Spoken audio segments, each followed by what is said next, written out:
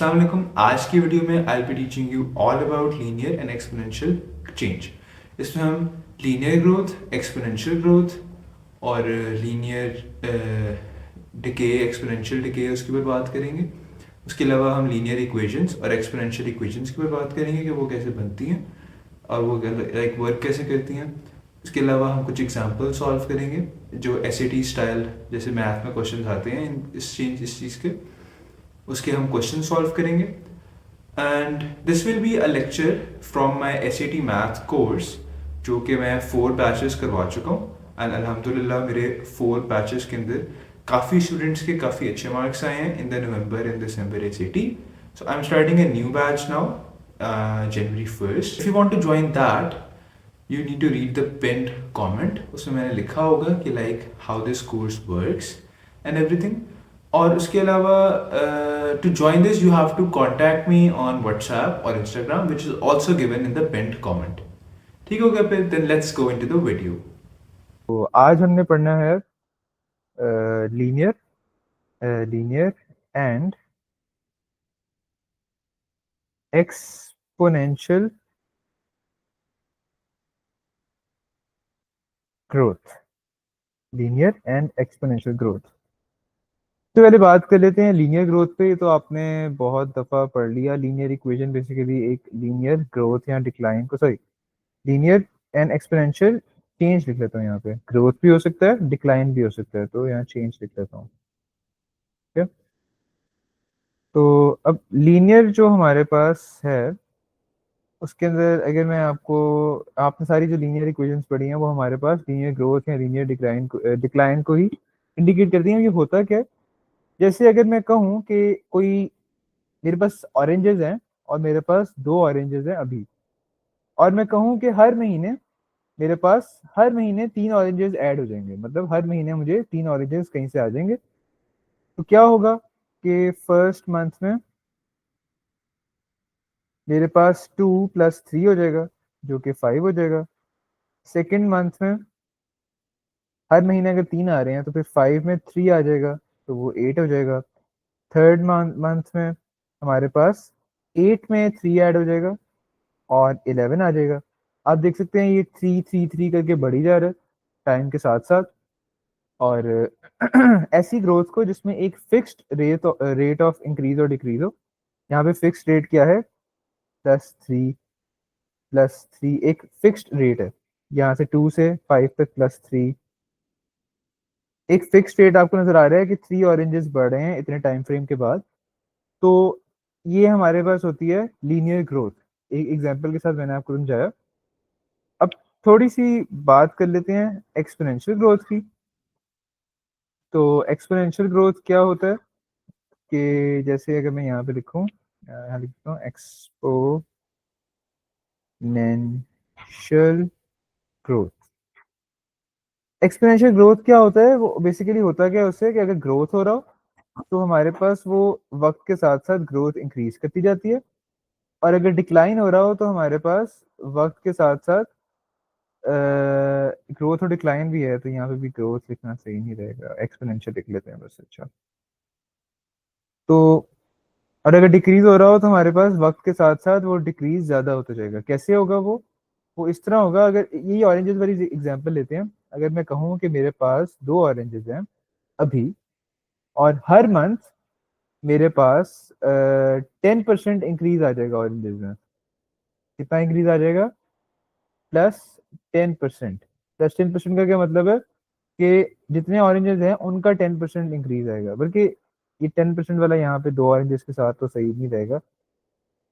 इससे ज्यादा अच्छी एग्जांपल मैं ये दे सकता हूँ कि हर महीने मेरे पास ऑरेंजेस डबल हो जाएंगे। ठीक है, एवरी मंथ,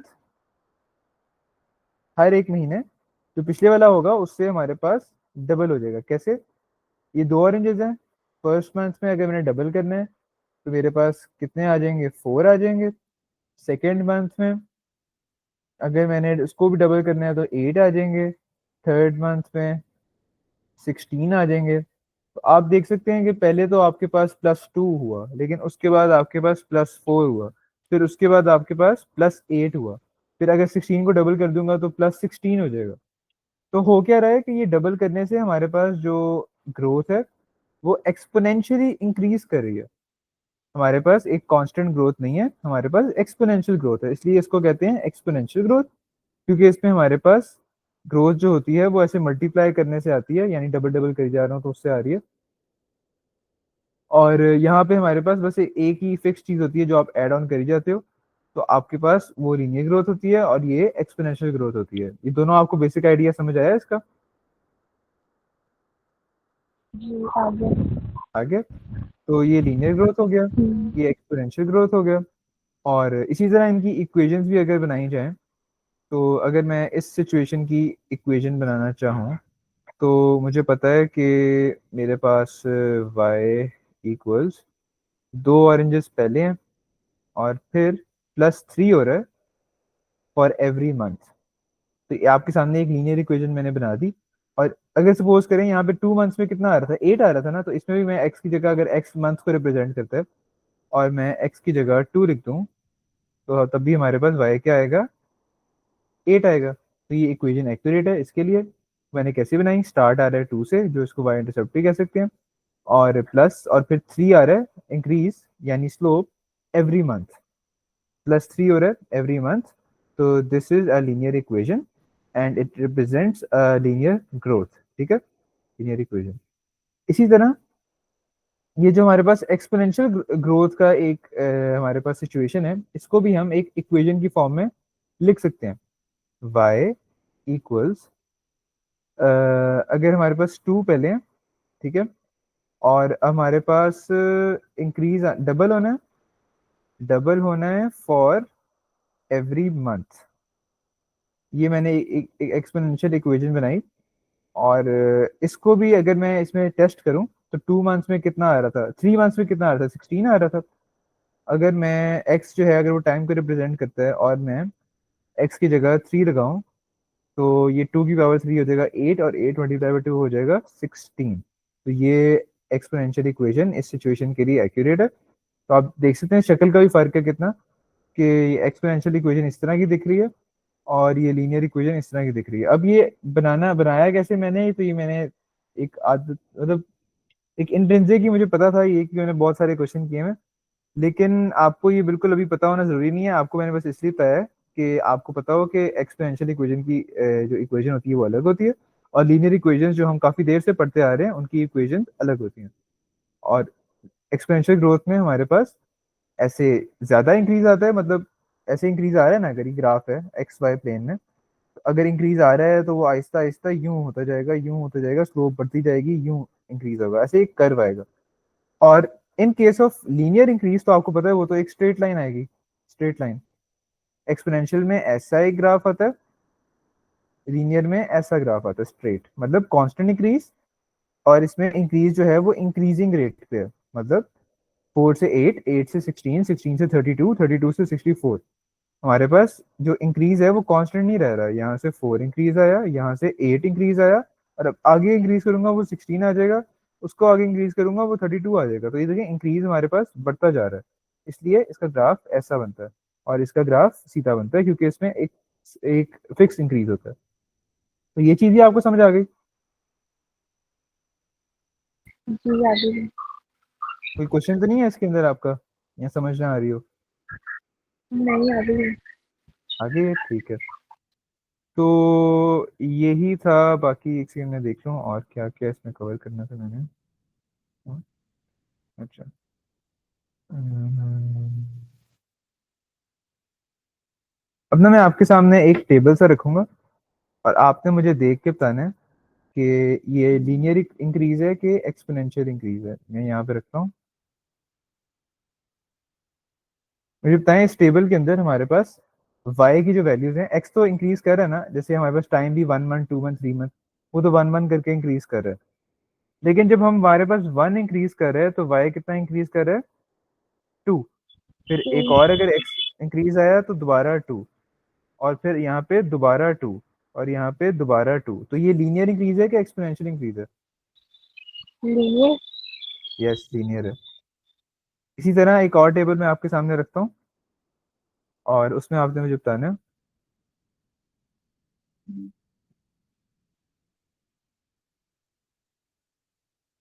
ये टेबल नजर आ रहा है आपको?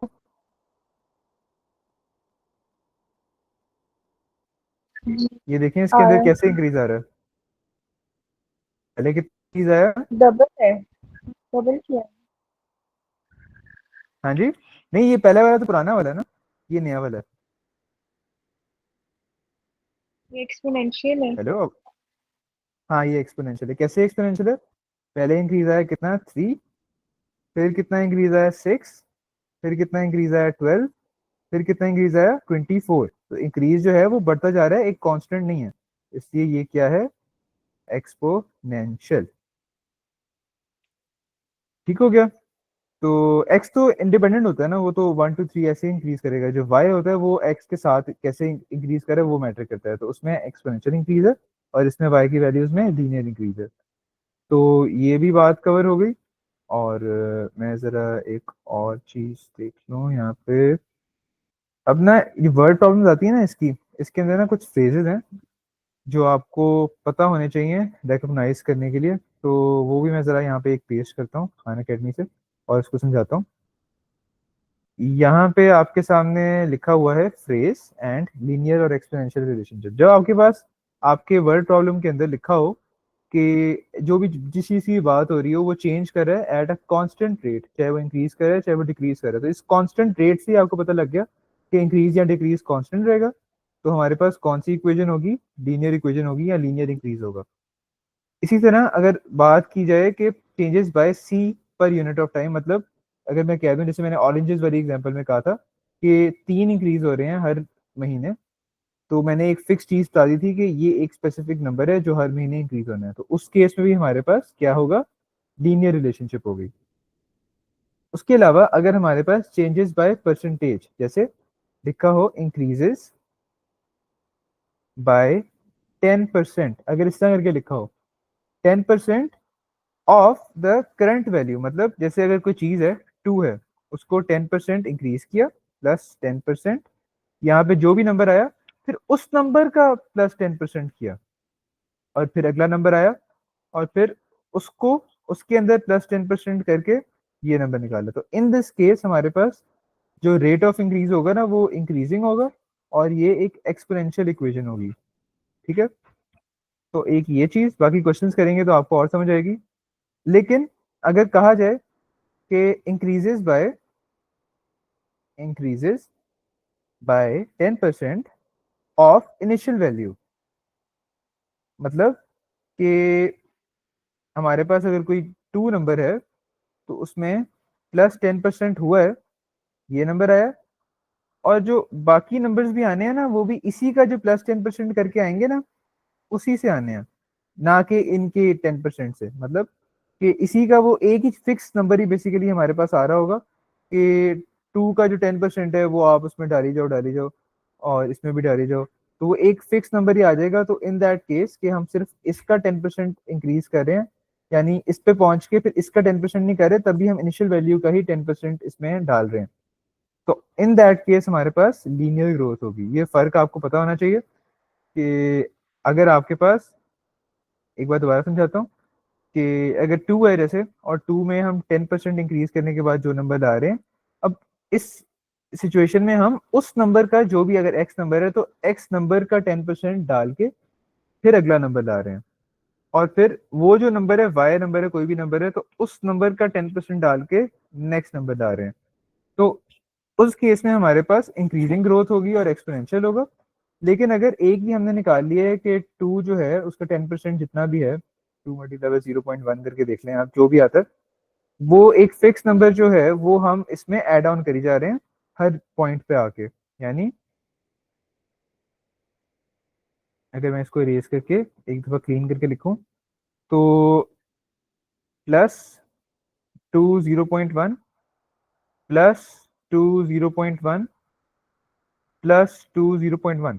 तो वैसे तो परसेंटेज देख के आपको लगेगा नहीं ये तो एक्सपोनेंशियल है, लेकिन जब आप गौर करोगे ना कि उन्होंने लिखा हुआ है कि ऑफ इनिशियल वैल्यू, सिर्फ इनिशियल वैल्यू का 10%, यानी सिर्फ उसका 10% आपने सारों में डाली जाना है, तो वो एक फिक्स चीज ही आ जाएगी जो हर चीज में, हर अगले नेक्स्ट क्वांटिटी में इंक्रीज करी होगी, और वो हमारे पास लीनियर होगा।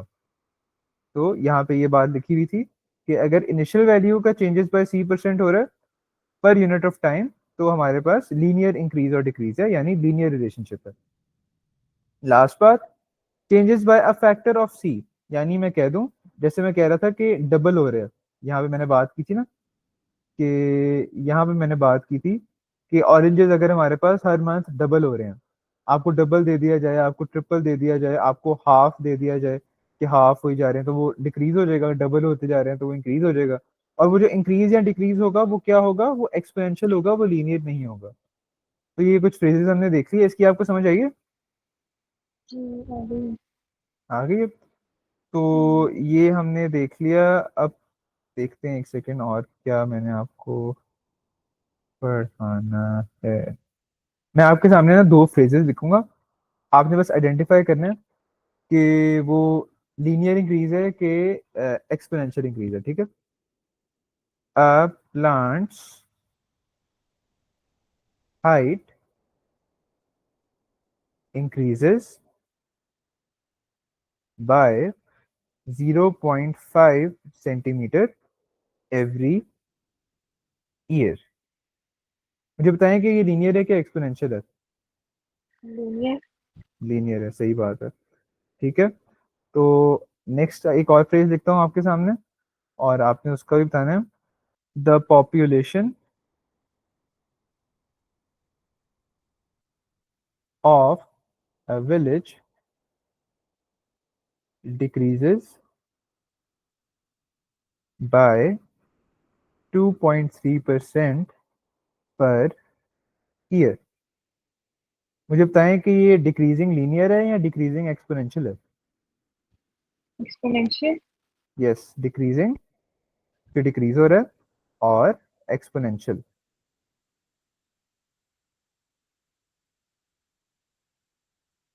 तो ये भी हो गया।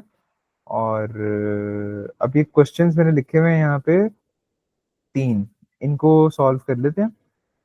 यहाँ पे थे, किधर थे, किधर थे, इधर ये थे। अच्छा, तो पतला कर लेता हूँ और जूम इन कर देते हैं। अच्छा, वो कह रहे हैं कि which of the following equations relates y to x for the values in the table above. अब यहाँ पे ना असल में हमें पता नहीं है कि लीनियर इंक्रीज है कि एक्सपोनेंशियल इंक्रीज है, अभी हम देखेंगे तो हमें पता लगेगा।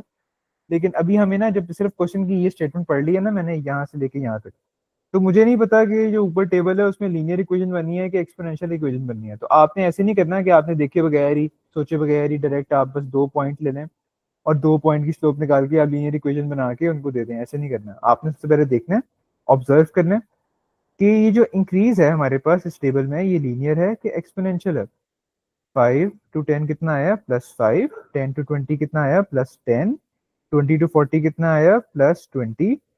40 to 80 कितना आया, +40। तो ये एक्सपोनेंशियल इंक्रीज है। तो इसमें ऑब्वियसली वो रूल्स तो काम नहीं करेंगे जो हमने लीनियर इक्वेशन के लिए पढ़े थे। तो ये पहले तो हम इसमें लीनियर इक्वेशन जो भी नजर आ रही है ना, वो तो हम काट देंगे, क्योंकि वो तो इसमें है ही नहीं, क्योंकि यहाँ पे एक्सपोनेंशियल इंक्रीज है। एक ये चीज हो गई। उसके बाद अब मुझे पता लग रहा है कि हमारे पास जो है ना, ये जो पॉइंट्स हैं, हमें पता लग रहा है कि 5 से 10 डबल हुआ है, 10 से 20 डबल हुआ है, 20 से 40 डबल हुआ है, 40 से 80 डबल हुआ है। तो जब भी आपने डबल करना होता है ना, तो जहां से जो y की वैल्यू है ना, जब x की वैल्यू 0 है, वो जो भी वैल्यू हमें नहीं पता, ठीक है, उसमें आपने मल्टीप्लाई करना होता है 2 को, और पावर में x कितना होता है ये आप याद रख लें। ठीक है, जब भी डबल वाली सिचुएशन होती है तो आपने लेना है y इंटरसेप्ट। अब y इंटरसेप्ट हमें नहीं पता, क्योंकि हमें गिवन नहीं है कि x की वैल्यू 0 पे y की वैल्यू क्या थी, लेकिन उसके साथ मल्टीप्लाई होगा 2 और उसकी पावर में आएगा x, तो हमारे पास क्या बन जाएगी, एक्सपोनेंशियल इक्वेशन। यहाँ आएगा y इक्वल्स, यहाँ पे कोई भी नंबर होगा, मल्टीप्लाई बाय 2 होगा, पावर में x होगा, तो इसका मतलब है कि हमारे पास एक्सपोनेंशियल इंक्रीज आ रहा है। और कैसा एक्सपोनेंशियल इंक्रीज है कि उसमें डबल हुई जा रहे हैं y के नंबर्स, 5 से 10, 10 से 20, 20 से 40, 40 से 80। तो ये बात मुझे पता है। अब मैं देखूंगा कि कौन सी इन दोनों में से है जिसके अंदर हमें मल्टीप्लाई बाय 2 पावर x मिल रहा है।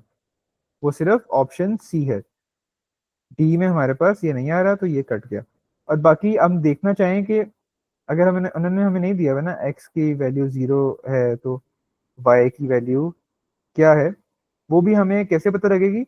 हमें पता लग रहा है कि 5/2 से हमारे पास इसका स्टार्ट आ रहा है। बाकी इस इक्वेशन में आप अगर वैसे भी y इंटरसेप्ट निकालना चाहो तो आप क्या कर सकते हो, y इक्वल्स 5/2 डॉट 2 की पावर x है ना, तो x जब y इंटरसेप्ट होता है तो x 0 होता है, तो आप 2 की पावर 0 कर दोगे, और किसी भी नंबर की जो पावर 0 होती है तो 1 आता है आंसर। तो y equals 5/2 multiply by 1 equals 5/2। ये थोड़ा सा कॉन्सेप्चुअल मैंने बता दिया कि y इंटरसेप्ट कैसे फाइंड आउट करते हैं, बाकी ये हमें पता है। मेन काम ये नहीं था, मेन काम ये था कि आपने आइडेंटिफाई करना था कि कौन सी एक्सपोनेंशियल इक्वेशन इसमें फिट आएगी। तो हमें पता था कि डबल डबल का इंक्रीज आ रहा है, तो डबल हमें ये ही शो कर रहा है, ये 2 और पावर x जो है ना हमें शो कर रहा है कि यहाँ पे हम डबल इंक्रीज ला रहे हैं। तो ये एक एक्सपोनेंशियल इक्वेशन थी जो हमने आइडेंटिफाई कर ली फ्रॉम द टेबल। इसमें अगर आपको समझ ना आई हो या कोई प्रॉब्लम हो तो आप मेरे से पूछ सकती हैं। समझ आई है? आ रही है। अच्छा, हम्म, तो नेक्स्ट क्वेश्चन देख लेते हैं। और यहाँ पे लिखा हुआ है Norman was 52 centimeters long when he was born. Over the next 6 months, his length grew at a rate of 2.5 centimeters a month. If ft is Norman's length in centimeters t months after his birth, which of the following statements best describes the function f? The function f is a decreasing linear function. The function f is an increasing linear function. The function f is a decreasing exponential function. The function f is an increasing exponential function. आप मुझे बताएं, ये तो बड़ा आसान question है, आप मुझे बताएं कि कैसे क्या आएगा इसका आंसर। बी वाला yes, increase linear function. Increasing A वाला, बी वाला, बी।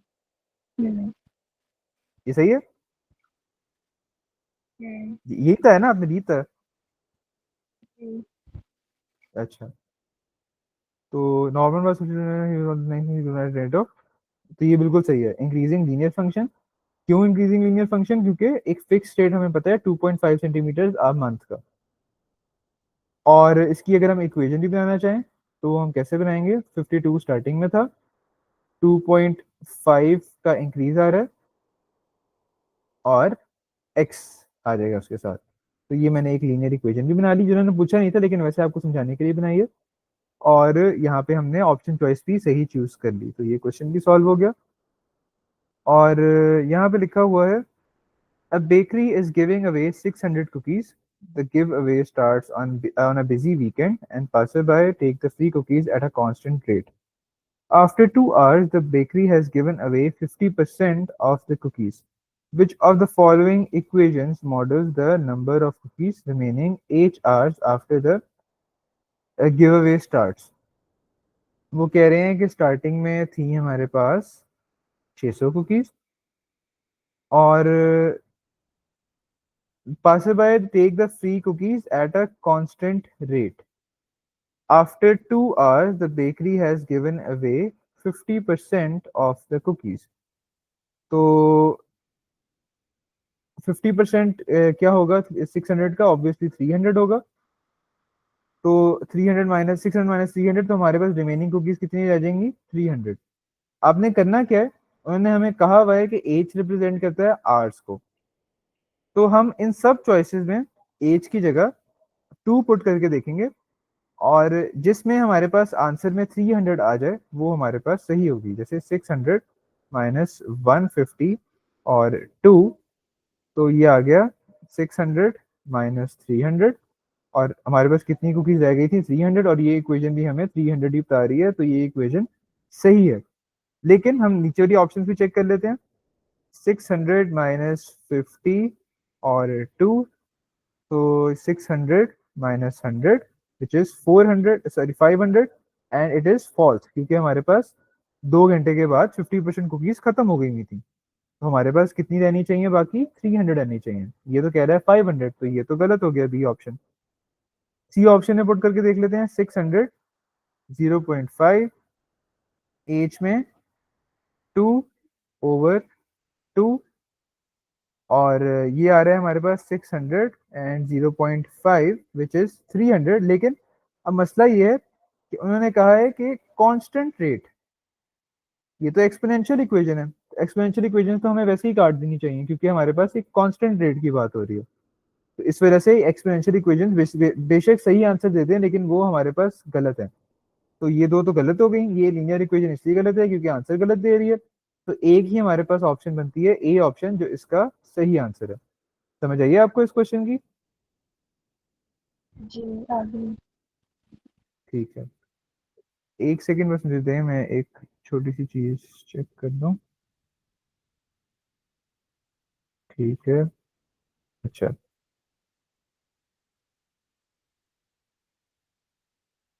तो हमने ये सारे क्वेश्चंस कर लिए और काफ़ी आसान थे। हमने पढ़ लिया लीनियर लीनियर क्या है, एक्सपोनेंशियल क्या है, चेंज या रिलेशनशिप। और हमने उन सारों को डिस्क्राइब भी किया, इनकी इक्वेशंस को देखा कि एक्सपोनेंशियल की अलग होती है, और क्वेश्चंस को सॉल्व किया। और आप अब इजीली आइडेंटिफाई कर सकती हैं कि कब हमारे पास एक लीनियर ग्रोथ होगी और कब एक एक्सपोनेंशियल ग्रोथ होगी, और ये आइडेंटिफाई करना ही आधा काम होता है इन क्वेश्चंस में। I hope you liked the video. Please leave a like and comment on the video to suggest any ideas for what you guys want next. Take care. Allah Hafiz.